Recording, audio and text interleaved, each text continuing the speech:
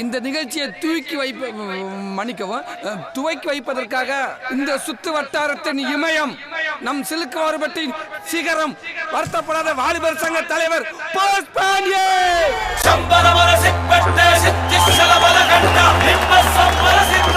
வணக்கம். இன்னைக்கு நம்ம இந்த வீடியோவில் என்ன பார்க்க போகிறோம் பார்த்தீங்கன்னா, மீன் வறுவல் பார்க்க போகிறோம். மீன் எந்த மீன் பார்த்தீங்கன்னா மடவ மீன். மடவ மீனை வந்து நம்ம எப்படி வீட்டிலே சுலபமான முறையில் வறுக்கலாம் அப்படின்றத இந்த வீடியோ மூலமா நம்ம செஞ்சு பார்க்கலாம் வாங்க.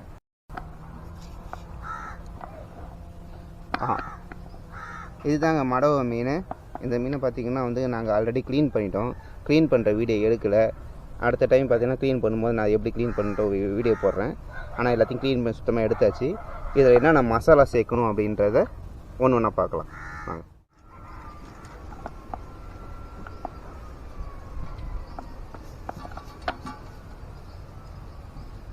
இந்த வச்சு எடுத்து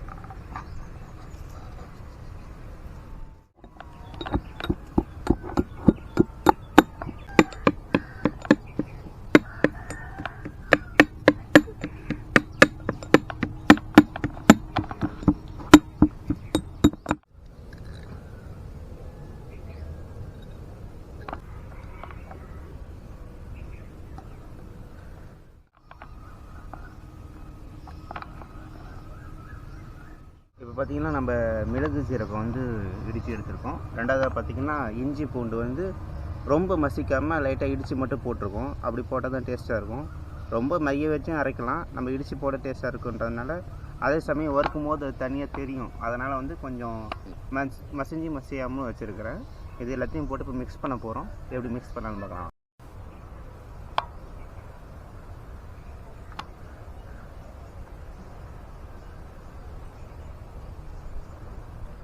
இப்போ நம்ம மீனுக்கு கலக்கிறதுக்கு மசாலா என்னென்ன கலக்கிறோம் பார்க்கலாம் வாங்க.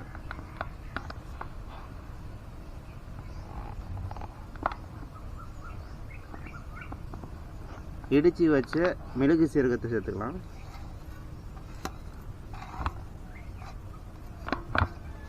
கூடவே பார்த்திங்கன்னா இடித்த இஞ்சி பூண்டையும் சேர்த்துக்கலாம். கூடவே கொஞ்சம் கரம் மசாலா சேர்த்துக்கலாம்.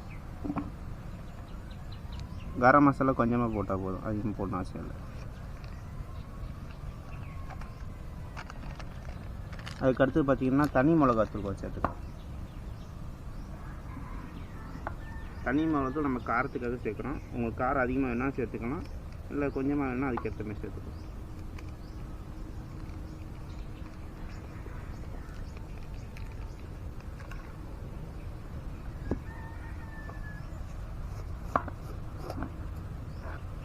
நான் கூட கொஞ்சம் கசகசா சேர்த்துக்கிறேன். கசகசா சேர்க்கணும்னு அவசியம் இல்லை, நான் சேர்க்கணுன்றதுக்காக சேர்க்குறேன்.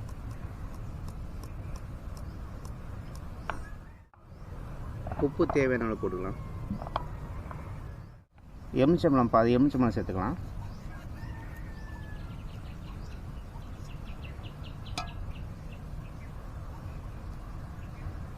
அரை எலுமிச்சம்பழம் சேர்த்துக்கலாம்.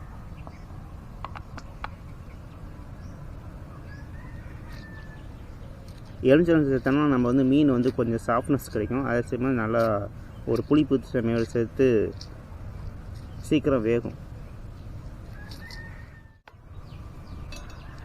ஒரு டேபிள் ஸ்பூன் ஆயில் சேர்த்துக்கிறேன்.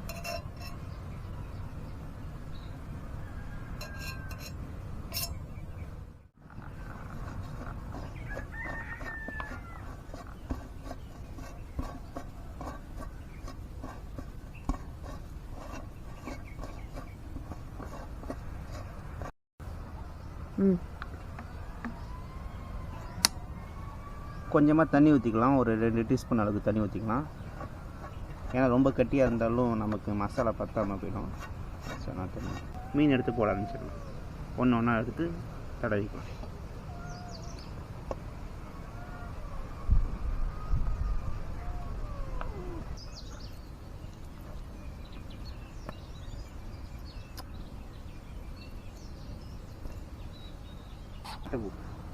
ఏంటి అది దొరుకుతుందిరా?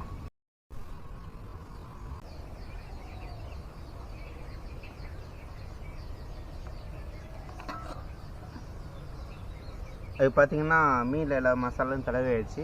இப்போ கரெக்டாக 1 மணி நேரம் ஊறட்டும். ஊறினதுக்கப்புறம் நம்ம எண்ணெயில் போட்டு பொரிச்சு எடுக்க வேண்டியதான். எல்லாத்தையும் பார்த்திங்கன்னா கிளியராக மசாலாலாம் தடவி இருக்கும். இது அப்படியே எண்ணெயில் போட்டு பொரிச்சோம்னா நல்லா சுவையாக கிடச்சிடும். இப்போ பார்த்திங்கன்னா 1 மணி நேரம் ஊறணும். 1 மணி நேரம் ஊறுற வரைக்கும் நம்ம வெயிட் பண்ணலாம்.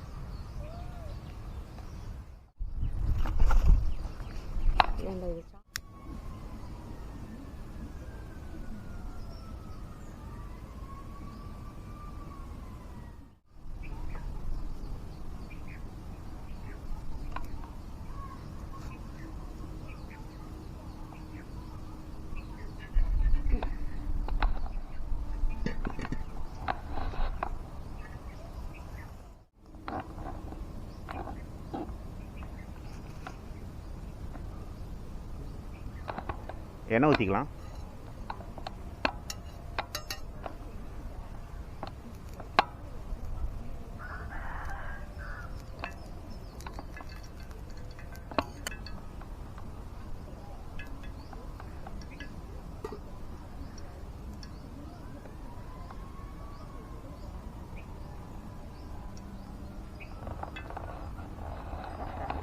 இப்போ நம்ம மீனை ஒன்று ஒன்றா அதில் போட்டு பொரிக்க ஆரம்பிச்சிடலாம்.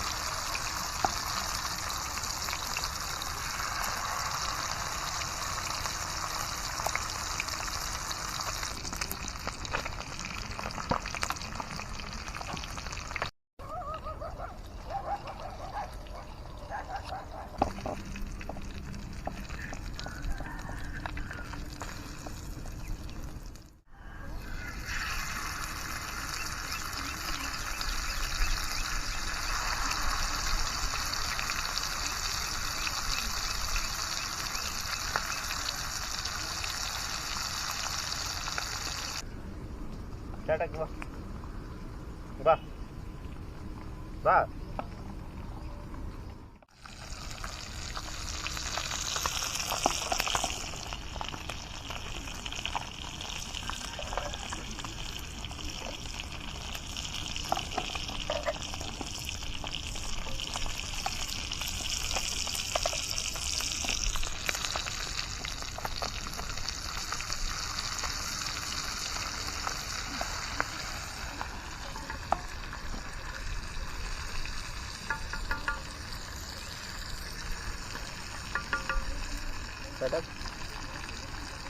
என்னாச்சு?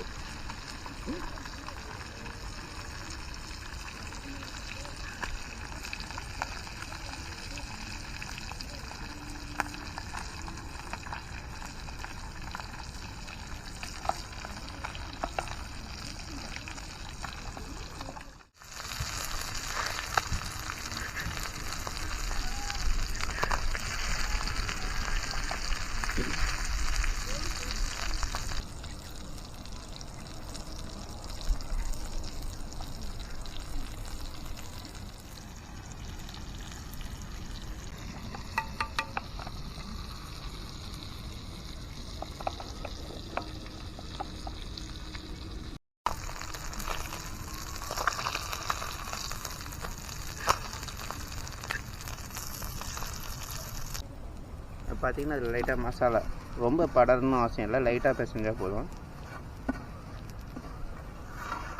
இது ஒரு விதமான ஸ்மெல்லாக இருக்கும்.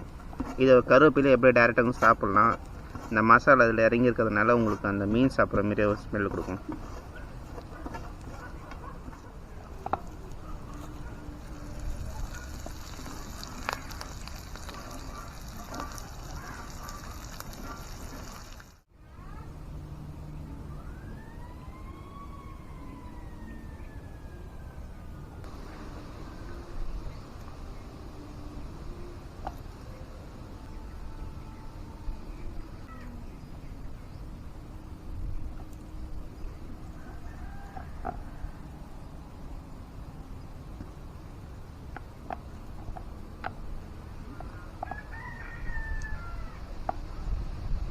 மீன் அவ்வளோ சாஃப்டாக இருக்குங்க.